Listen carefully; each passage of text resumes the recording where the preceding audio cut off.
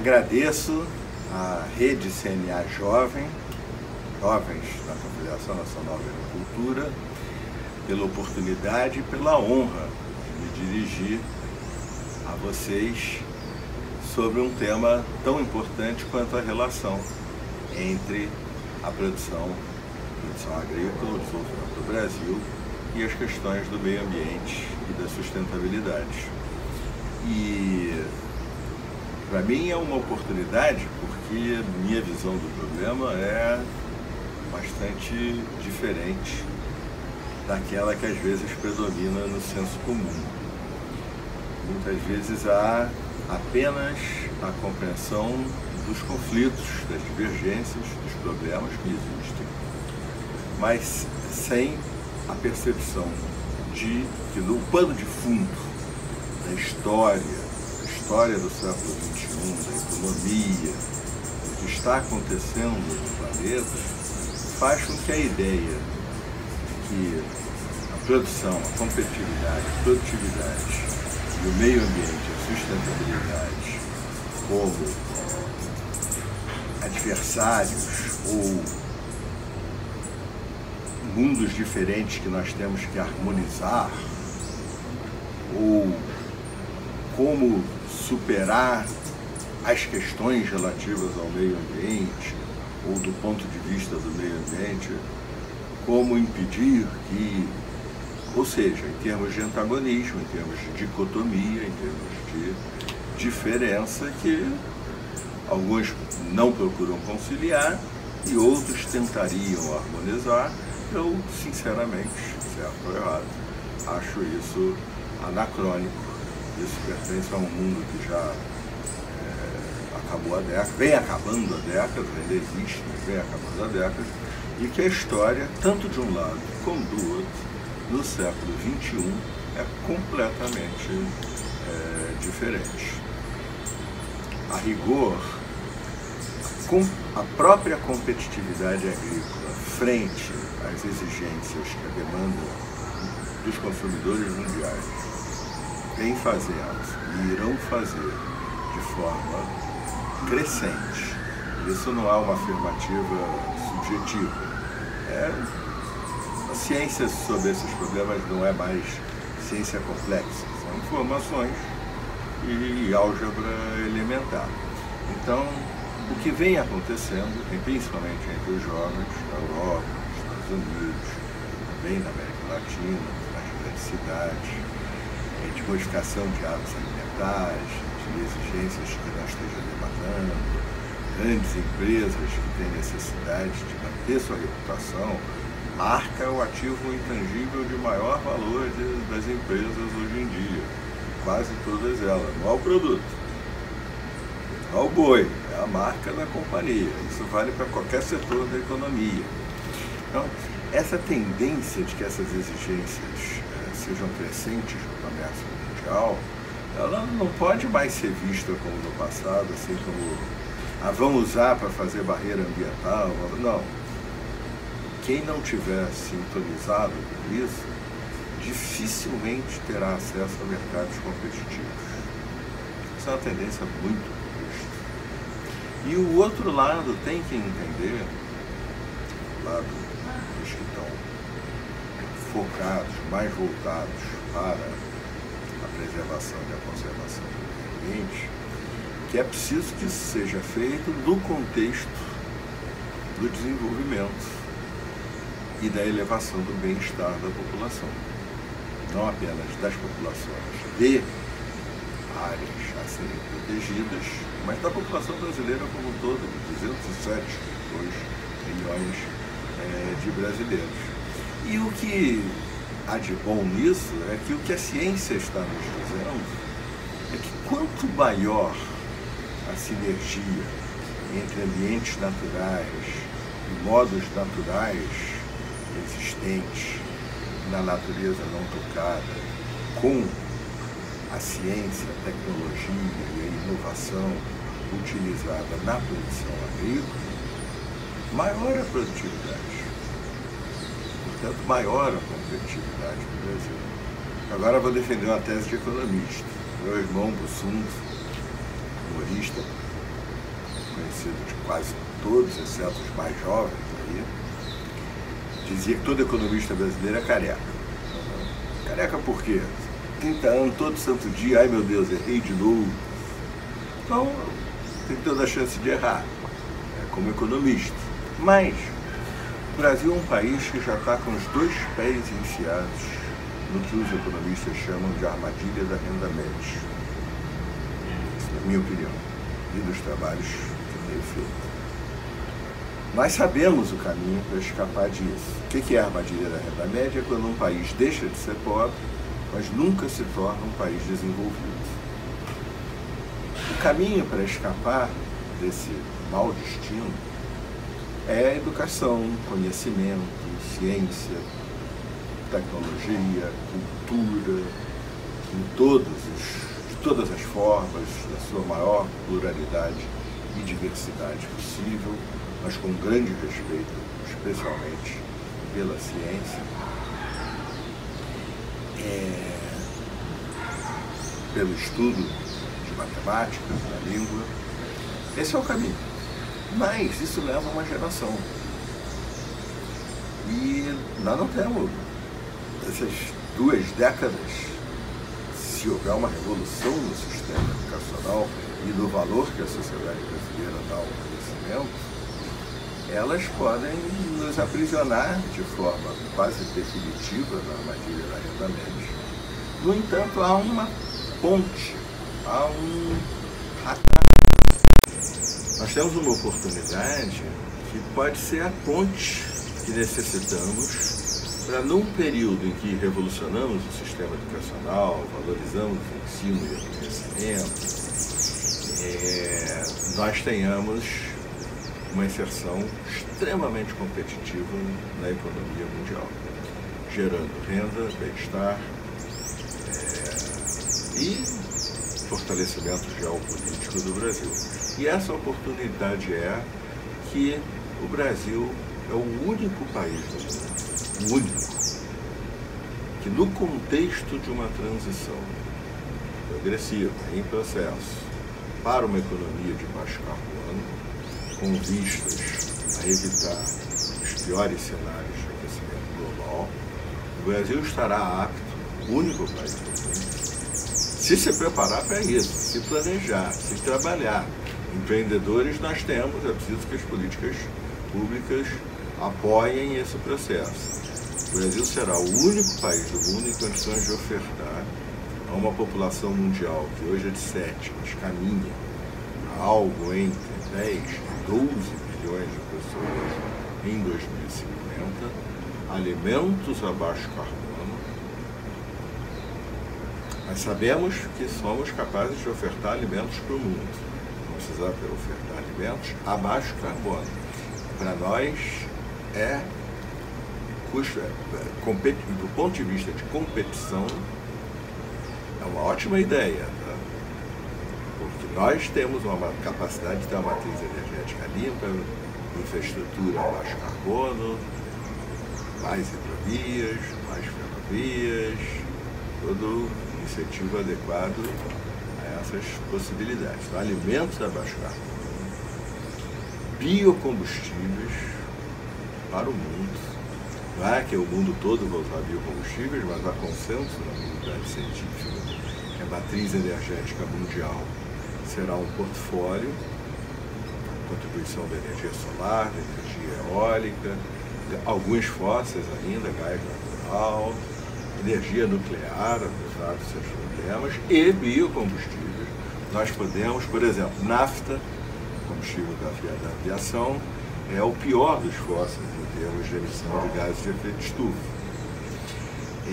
A aviação do mundo é do tamanho do Canadá em termos de emissões desses gases, 2% do total de emissões. Biocombustível que seja capaz de substituir a nafta. E há empreendedores, grandes empresas do agrobusiness brasileiro investindo em ciência, em pesquisa e trabalhando nessa direção e de olho nessa possibilidade, nessa oportunidade.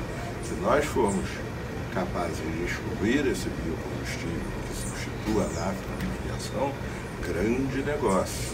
Da mesma maneira, navegação marítima, que hoje utiliza um combustível muito barato, gosma de óleo combustível praticamente, mas que, na medida em que os preços das emissões de gases de efeito estufa forem entrando em tudo, isso é inevitável, a gente não sabe como, quando, de que jeito, mas ocorrerá. Todo CEO de grande empresa, não é governo de ambientalista não, tá? É de ciência, e todo CEO de grande empresa, Fórum Mundial de Davos, todo ano, há mais de 18 anos, qual o assunto mais importante? Empresários, financistas, os grandes bancos, mudanças climáticas. Nós podemos fornecer alimentos a baixo carbono, biocombustíveis e materiais que substituam materiais muito intensivos em carbono, através da indústria florestal. A indústria florestal é uma oportunidade. Empresas, nós já somos os maiores do mundo, as nossas empresas são as maiores do mundo na produção de celulose, mas além de celulose e de agregação de valor desse produto, essas empresas se transformarão em empresas de biomassa e produzirão ao mundo, elas e muitas outras empresas, entregarão ao mundo não apenas celulose, mas materiais de todos os tipos, mais diversas finalidades, utilizarão as aparas e toda e qualquer massa vegetal para a produção de energia, não jogando em caldeira. Hoje é muito bom jogar em caldeira, mas com a hidrólise de celulose, que está há poucos anos, todo esse material se transformará em etanol. O nome do jogo passa a ser logística, capacidade de recolher toda a biomassa da produção de etanol e biocombustíveis. Então, nós temos uma oportunidade fantástica. De outro lado, agora olhando pelo lado do meio ambiente no Brasil, a ciência demonstra, e repito, já não é mais nem assunto controvertido e nem assunto complexo, que a produtividade agrícola aumenta muito na proximidade daqueles serviços que ecossistemas preservados oferecem. Então isso vai desde, seria longo, mas isso vai desde polinização até o regime de chuvas. Quando a gente fala em proteger a Amazônia, nós estamos de olho em bilhões de coisas. Não estamos de olho só no amor à natureza da Amazônia. Aí no caso não é de olho, é coração. Mas também estamos de olho no estoque de carbono que aquilo representa. Na minha opinião, seria justo que o mundo pagasse por esse estoque de carbono. Isso será discutido nos anos que vêm pela frente. Mas nós estamos falando também da Biblioteca de Alexandria, o maior reservatório genômico do mundo, desconhecido, e que, com a biotecnologia, com a CRISPR, a máquina que acabou de ser descoberta 5 anos atrás, e com as gigantescas possibilidades que ela abre para edição de genoma e produção das mais diversas enzimas, moléculas, aquilo é uma riqueza absurdamente extraordinária. Nós temos que investir em biotecnologia, etc. Mas, além disso, nós estamos falando também dos serviços ecossistêmicos. A Amazônia é devastada. Acabou o Brasil, no sentido de que a indústria de São Paulo e as grandes cidades, a indústria de Minas, a indústria do Rio e as grandes cidades do Sudeste não poderão sobreviver como são hoje, porque não haverá água, já que sabemos, não há uma opinião nem um palpite, tá? Sabemos que grande parte da umidade do Sudeste vem de todo o sistema, umidade que entra lá na costa atlântica, e por ela a inspiração bate nos Andes e desce dos Andes para o Sudeste.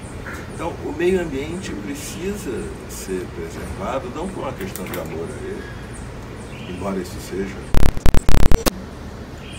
os produtores do campo, mais do que ninguém tem esse amor, mas também porque nós precisamos das águas, precisamos de polinização, precisamos de solos que não sofram perda, erosão, ao ponto de se tornarem completamente improdutivos. E é perfeitamente possível o Brasil fazer todas essas ofertas ao mundo, alimentos, materiais, biocombustíveis, etc. E essa oferta ajudar, não é que ela não desmata, é que ela ajuda no aumento da biodiversidade daquele país que já tem a maior biodiversidade do mundo. Porque quando a gente recupera um pasto degradado pela indústria florestal ou outra forma de produção, a biodiversidade já aumenta. Se a gente o fizer com o cuidado de conectar remanescentes com corredores ecológicos, nós estamos fazendo uma obra digna de nota na história da humanidade, maior que a muralha da China. A preservação do meio ambiente são só as unidades de conservação, é a preservação da biodiversidade em todo o espaço. E não precisamos de nada além do cumprimento do Código Florestal, discutido, aprovado pelo Congresso Nacional, e de aplicação de planejamento, conhecimento e ciência e flexibilidade de mercado. Então, a legislação socioambiental, ela muitas vezes é mais um conjunto de quesitos, nós temos uma tradição política ibérica, coisas desconectadas da realidade e que merece ser revisitado para facilitar o trabalho do empreendedor. De outro lado, o trabalho do produtor, do empreendedor, tem que passar por um conhecimento do que a ciência está dizendo, do que a Embrapa está dizendo, do que vocês estão vendo acontecer,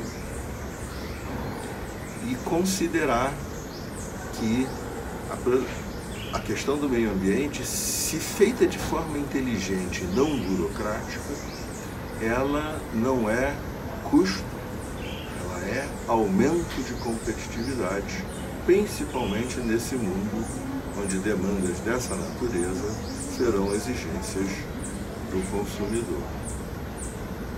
Por último, mudando bastante de assunto, mas sem mudar,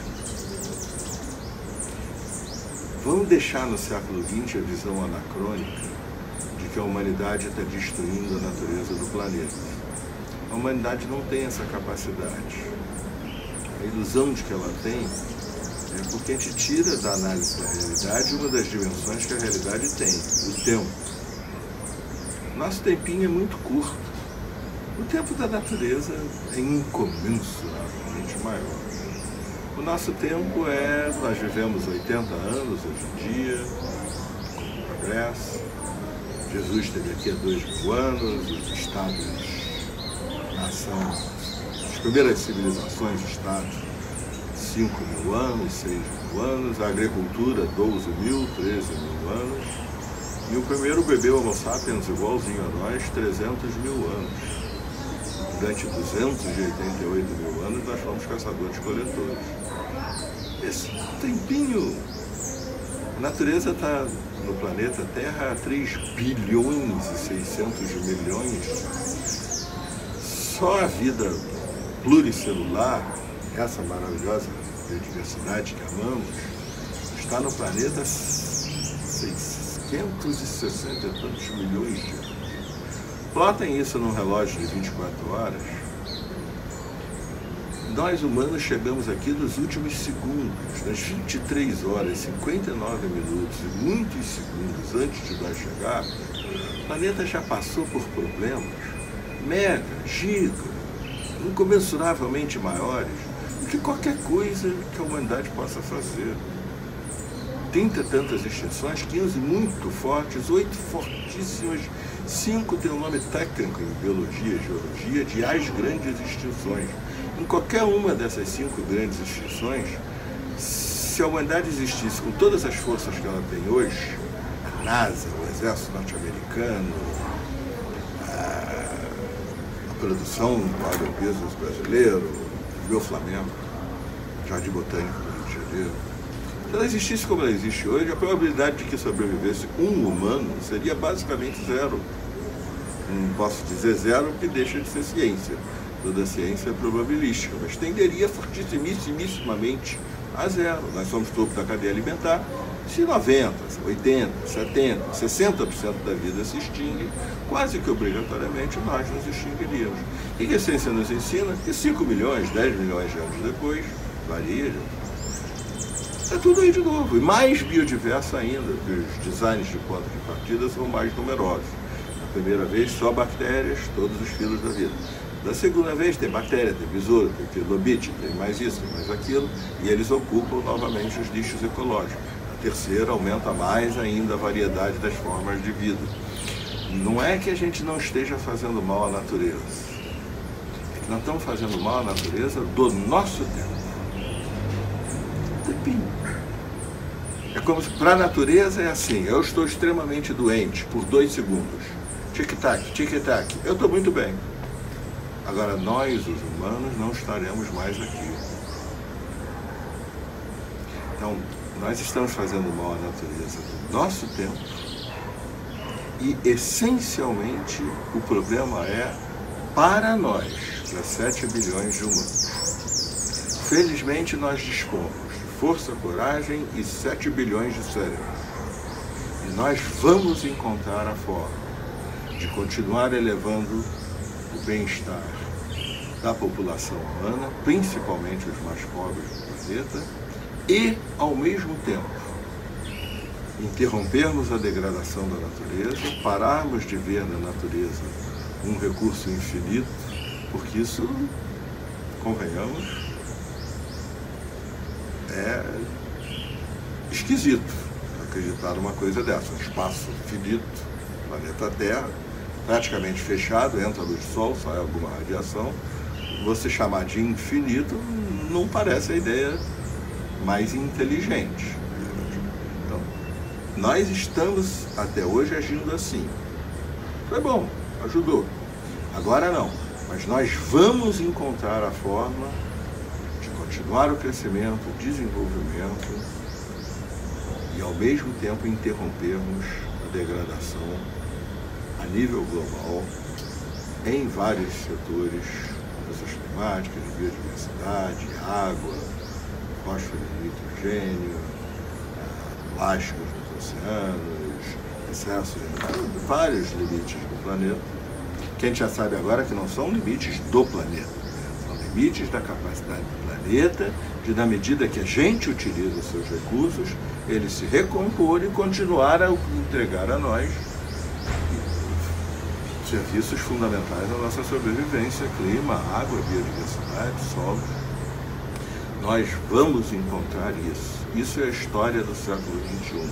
Vocês, jovens, produtores agrícolas do Brasil, vocês estão no miolo, no cerne, na essência da história da civilização humana no século XXI. Vocês encontrarão a forma de, ao mesmo tempo, inserir o Brasil competitivamente na economia global e, como, não é harmonizar a palavra correta, como fazer o meio ambiente gerar mais produtividade e como fazer mais produção gerar mais preservação da maravilhosa biodiversidade da qual todos nós fazemos parte. Belo desafio. Lamento que minha geração tenha deixado esse peso sobre os ombros de vocês, mas vocês estão à altura dele.